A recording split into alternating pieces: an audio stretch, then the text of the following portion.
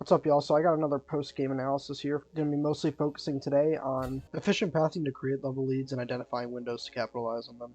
So just starting off with a full clear here, pathing towards grubs. Just something to think about on Amumu as well. Just making sure you're turning off your W on your way from camp to camp. Some people just autopilot and might not really think about that. It's just a small thing you want to ingrain into your mind that you just do naturally. Save mana. So starting red side on Amumu really isn't too bad. You can start W and get some good single target damage, and then you can still efficiently clear your Krugs and your Raptors with E, with the resets. So this is my mistake here. I should have pinged already, right? Because at like 220, we see we have the wards on the red Raptors here. So I should be pinging that earlier, because at about 220, right, you should know, like, okay, if he's still not on his Raptors, he's probably here, or you know, maybe even setting up for a gank, like a 3 camp. But you can't be 100% sure. Once he's not showing on this at 240, that's when I ping it, right? I'm like, hey, this guy's missing, but I'm not pinging him as much as I should, and we end up, he ends up getting a double because of that. So I'm just a little late on the pings, and that's on me. Something I can do better. But since I know he just ganked bot, right, and he used all that time, and I can see how much time he spent there, we're just going to walk straight in. We're going to skip our blue and just take his Raptors here. So this first example here, really, like, taking the advantage of, hey, this guy's bot. He's going to come to his topside camps. I can just quickly take his Raptors. He loses out on the whole camp. I get a camp up, and I can also secure the scuttle. So we're just moving back down to full clear again, up to the grubs. As you can see at this point, I'm already up a good couple camps now. Just going to keep chipping away at his camps and start trying to build some sort of camp lead. Hi, Talia. So here I'm actually choosing to move to the grub. Since I only have 10 seconds left, I'll actually be late on the grub. And I know for a fact, right, because of my camp lead, looking at his CS numbers right now, because we see it from mid, we see these level 4, I see that I'm a level up. Two things. One, I can get my vision down, I can start the grubs right when they spawn. Two, I am a level up. And this is a 1v1, like, that I'm confident I win. Like, Wukong versus Amumu, I'm pretty confident in that most of the time. Like, yes, he has 2 kills, but he only has, like, 200 gold worth of extra items. And I have an entire level, right? So I actually want to start the grubs on spawn since I have the advantage, the 1v1 advantage. Now, he does have level 5 now, but as you can see, he's late. Because he's trying to match levels with me. Talia positions really well, so we take the fight. Scared of TF, so we start moving towards the top.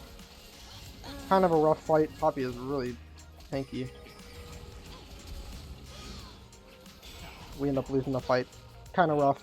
Collaborative team effort from our part. Maybe it's better to move down, but because of the TF, we're worried, so we end up getting pushed up. He kind of pushes us up towards the Poppy. We end up getting 2 kills for 3, and all 3 grubs, though, so we're not terribly unhappy. Now we're going to talk about this concept, right, of our pathing efficiency and our level advantages and how that plays into objectives.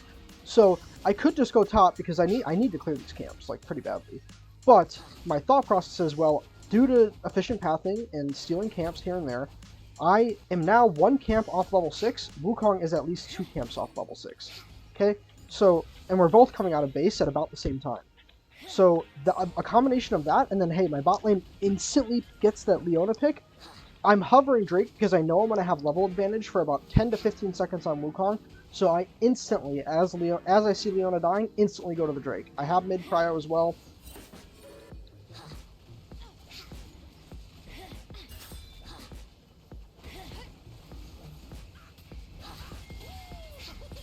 Kind of rough, they get the vision on me, but we secure it. I have ult.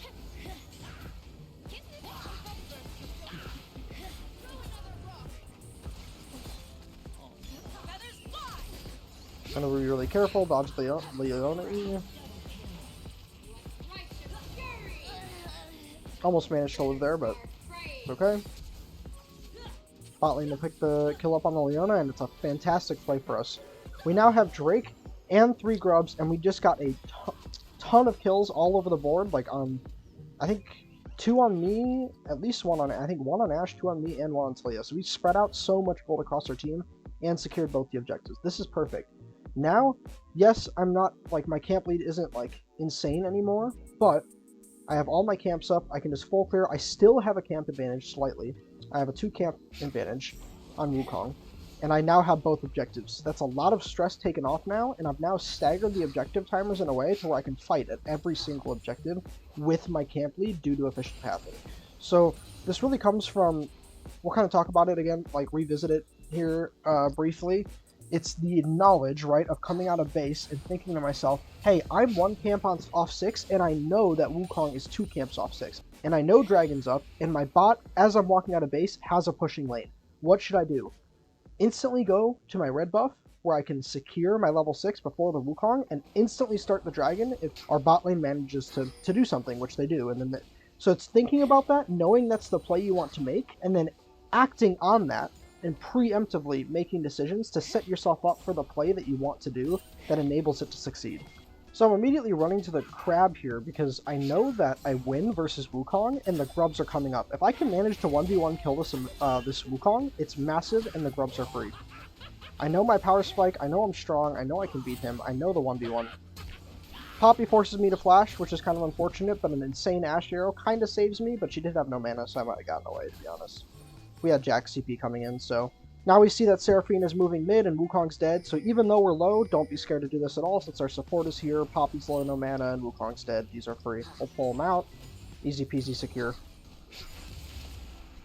Get some wards down, really just taking advantage of, hey, support was still here, so we're kind of moving around in their topside jungle, and I also have mid prio.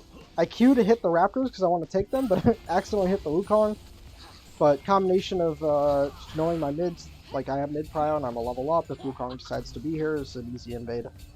Talia kills the TF as well.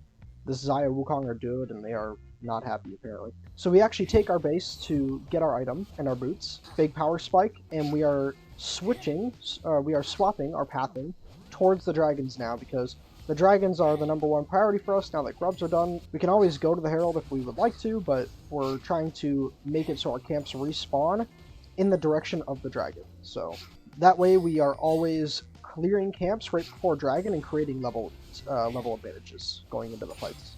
Take our raptors and move towards the bot lane. We see they're getting dove, but Seraphine kind of manages to smurf it, I guess, and they also troll it at the same time. I saw that Talia was here, so we were just moving towards it to if they tried to get out. Even without Seraphine getting those kills, that play still goes in our favor since my Talia is moving and we're both full HP, so we can still clean it up. Either way, all good. We don't manage to get the Wukong, but the dragon's up, so I don't know why the replay is glitched. I can't even see the health bar on the dragon. Weird. Can't land them all, but the importance is that even though that happens, I'm there for the Talia, right? Like, as she's trying to escape, we secure the tower, and I know how strong she is, and I know how strong I am. So it's really just knowing what my strength is and the strength of my teammates, and like maximizing those power spikes. As you can see, I'm almost 40 CS up on Wukong. We're really starting to develop a level lead and a camp lead on this guy. Support gets picked mid. I see that they're fighting, so I just moved to secure the kill. I didn't end up actually having to be there, but it's nice to have the assist as well. Talia's getting TP'd on.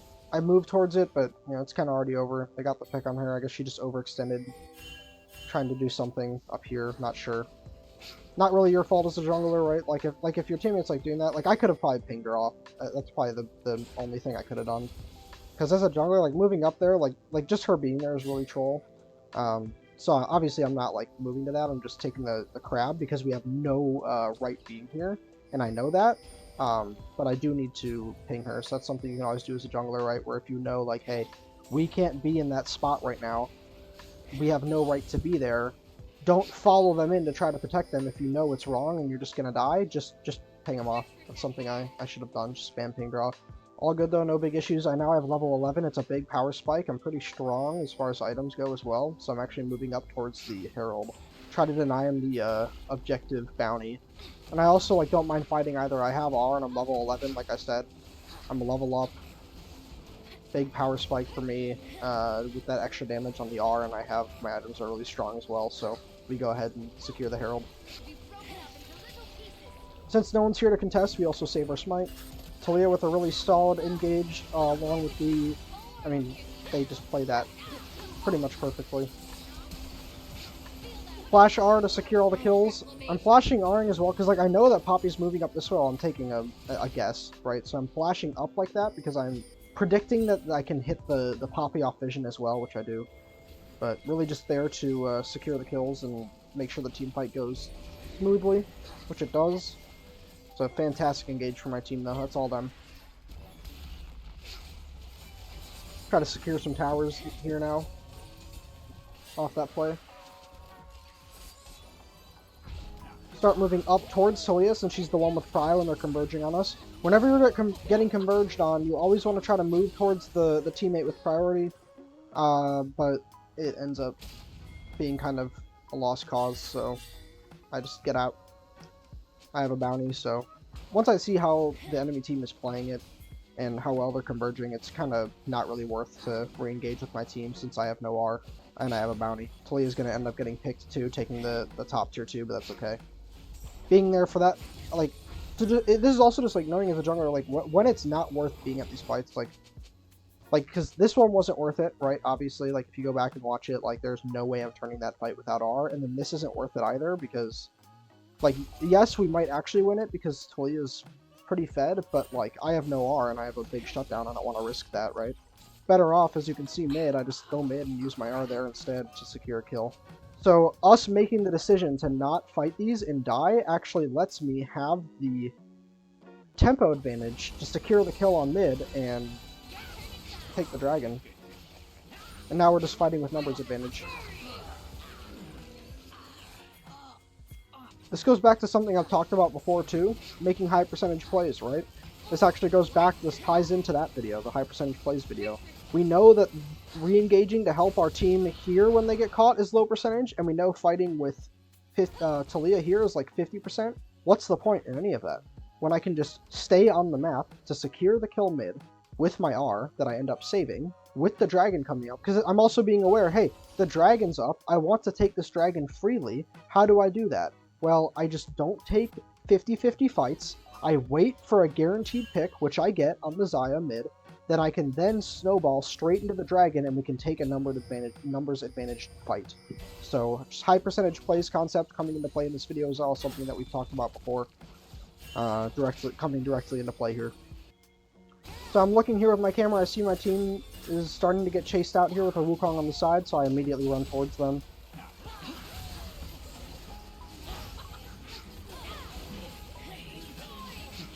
Clean, easy turn. Well played from Natalia as well. Moving in for the end now. Game is pretty much over at this point. Should be able to finish it off with this push. So just as a recap here, the main focus of this video is discussing efficient jungle clearing, creating level leads, and how to play those power spikes with your level leads that you create from efficient pathing by taking proper fights on your small advantage windows that you give yourself with your level leads. The main thing that will happen is that, like, some people really hyper-focus are going to see, oh, okay, so if I just efficiently jungle clear and get camp leads, then I will just win games. No, like, because if you just clear the whole time, but you don't actually do anything with the lead that you're creating with yourself, you're not doing it any favors. It's not going to win you games. You actually have to recognize the power spikes and the advantages that you're giving yourself and the small windows that you can use to properly snowball games with that lead. You can't just AFK farm. You have to know the small windows that you're creating for yourself and recognize them and use them to your team's advantage and your own advantage by taking objectives and taking proper team fights and fighting only when you're strong and you know you're strong, right? And playing around your win cons. And this also plays perfectly into the other video that I made on taking high percentage plays, right? Like, if you're doing all this farming, but then you're not taking, like, high percentage plays, you're going to have plays go really wrong, where your lead is just completely thrown away because you take a bad fight that you shouldn't be taking. So when you're creating these leads, you really want to hyper-focus as well on just taking those fights that are almost guaranteed for you to win. That way you can properly snowball and you don't risk any, like, crazy flips that turn the game on its head and actually swing the game back in the enemy team's favor. So the things you're doing with the lead that you create is what I'm trying to highlight. So yeah, let me know in the comments below, just like last video, like if you learned something from this video, or if those concepts are showing up and you're actually learning them, just let me know. I'd love to hear it. Any criticisms even, like, on how I can maybe explain things better. I do love responding to the comments from last video. It was really fun to kind of discuss, like, what people are seeing and, like, different ideas that you guys have about the gameplay. And thanks for all the support so far on the channel, guys. It's been awesome. Appreciate y'all. I will see y'all next time. Peace.